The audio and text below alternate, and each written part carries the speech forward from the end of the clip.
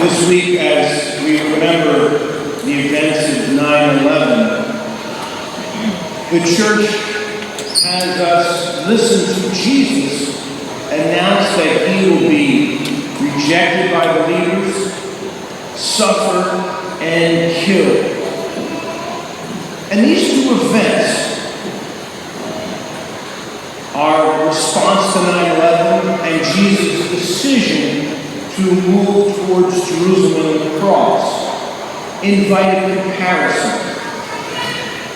You see, our nation's response to 9/11 in the past 20 years and Jesus' decision to face rejection and execution pose a stunning contrast. And I'm inviting you to consider this contrast. I think the stark difference between how we responded to 9/11 and how Jesus responds to the coming of his cross will begin to highlight for us just how radical the gospel is. How, in many ways, it's far ahead of us, and how much we need to do to catch up to it. You know, our initial response, for those of you that remember, our initial response to 9/11 was solidarity, was charity, support, and prayer. But then it seemed like overnight a switch flipped, and a very different response emerged.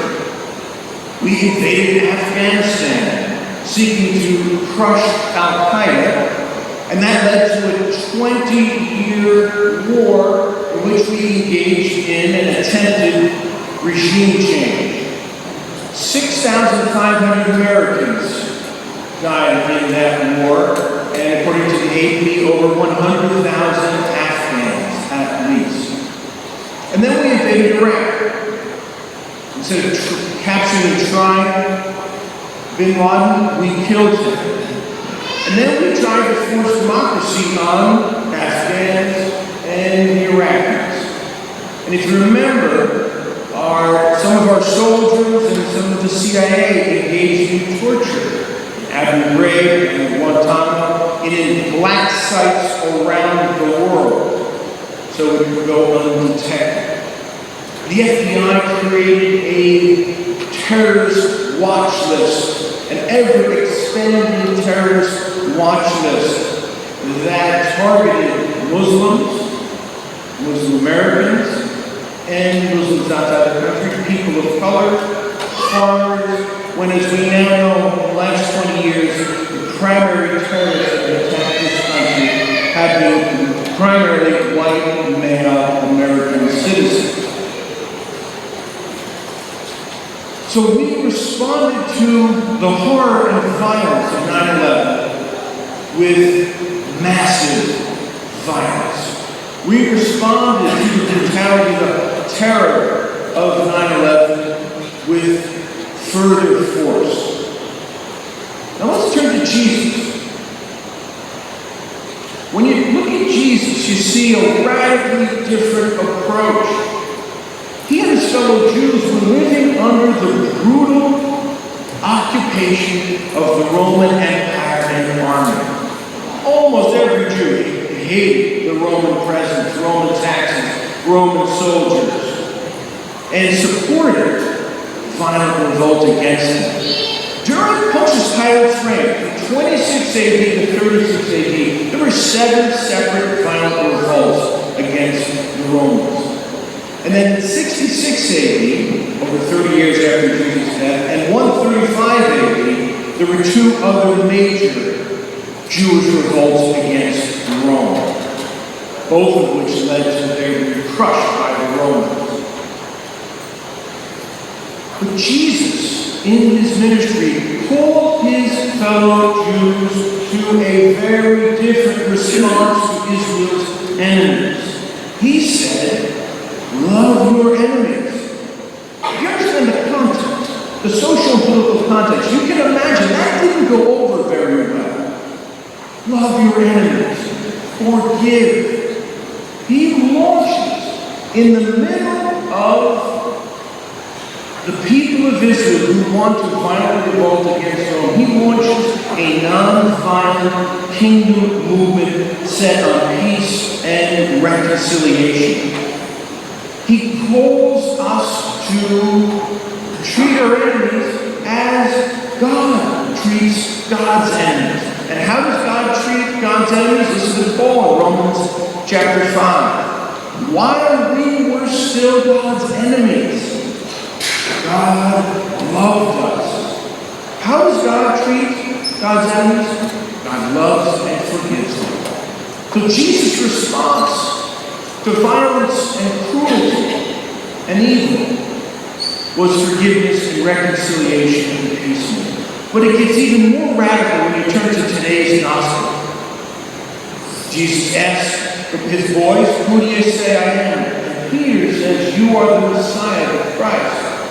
Now, Christ does not mean divinity. It means the anointed king. And Peter had been watching Jesus, healing people, exercising demons, multiplying the loaves, gathering God's people. And he realized he was God's anointed king. And Peter believed that as the anointed king, Jesus would defeat Israel's enemies, just like David did. Jesus would restore God's people and renew God's people. To the shock and horror of Peter and his disciples, Jesus announces that he will be rejected, he will suffer, and he will be killed. I would have loved to see a picture of the look on Peter's face when Jesus said that. You see, a dead Messiah is no Messiah. A dead king is no king. If Goliath had killed David, we would never have heard of David. He would never have had a kingdom. What in God's name is Jesus thinking? And that's the point. He's thinking that in God's name. He's not thinking like human beings do. He's thinking as God does. I want you to remember, while Jesus was healing and forgiving and gathering people, he was also battling the forces of evil. And while his fellow Jews believed the Romans were the enemy, Jesus believed the real enemy was the forces of evil that were getting Romans and Israelites to be enemies. The real enemy are not Catholics and Protestants in Northern Ireland. It's the forces of evil that get Catholics and Protestants to be enemies. And Jesus understood this. So how do you battle the forces of evil and violence and death according to Jesus? Well, you don't adopt the strategy of the ancient Israelite Phineas, who threw a lance into two of Israel's enemies. You don't adopt the approach of Elijah, who blasted a whole bunch of prophets. You don't adopt the approach of David or the Maccabees. According to Jesus, you go to Jerusalem to suffer and die. You become progressively powerless so that God's power can act through you. Now, this is not the approach I would take. I'm on Peter's side. I'm on Peter's side with this. This is not the approach I would take. We found fear of the Messiah, and you're going to go get yourself killed. But you see, what Jesus realized, and we don't yet realize, I think, and this is why the gospel is ahead of us. He knew that if you use the weapons of Caesar against Caesar, you just promote the agenda of the enemy, of the evil one. We've watched in the last 20 years. Our effort was to go in, stop the Taliban from attacking us, and a 20-year war, 20 years of violence, ripping out. And we still don't know what the effects of this will be. Martin Luther King said the same thing. Violence begets more violence. What Jesus said to us is, he who saves his life will lose it. He who loses his life will save it. You see, Jesus believed the way to defeat evil, violence and hate, is not more violence. Instead, what Jesus does at the cross is enter into the worst that religious and political and military forces can give you. And in doing so, defeat them from the inside. St. Paul says, if the rulers of this age knew, they would never have killed the Lord of glory. Because Paul believes that on the cross, Jesus has actually begun to kill the forces of hostility and hate. Now, I don't claim to understand this. I'm just proposing a contrast so that we get a sharp, clear vision of the radicality of the gospel that we claim to profess and where Jesus is calling us on our road to go. It's a great mystery that somehow non-violent peace and reconciliation will free us from violence and evil. Gandhi understood this, Martin Luther King understood this. Paul understood this. At the end of his letter to the Romans, Paul tells us, bless your persecutors. Never curse them. Never pay back evil with evil. How about this one? Never try to get revenge.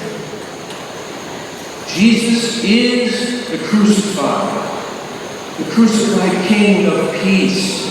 He is our world's only hope. Our freedom and our way out of our destructiveness can be found through Him.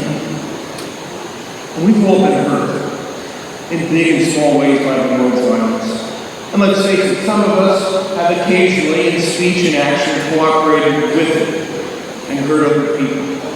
So this morning, let us come to Jesus, who is the world's peace. Let us come to the King of freedom and healing and ask Him to put His arms around us and heal us and free us from all that has hurt us and from our plans.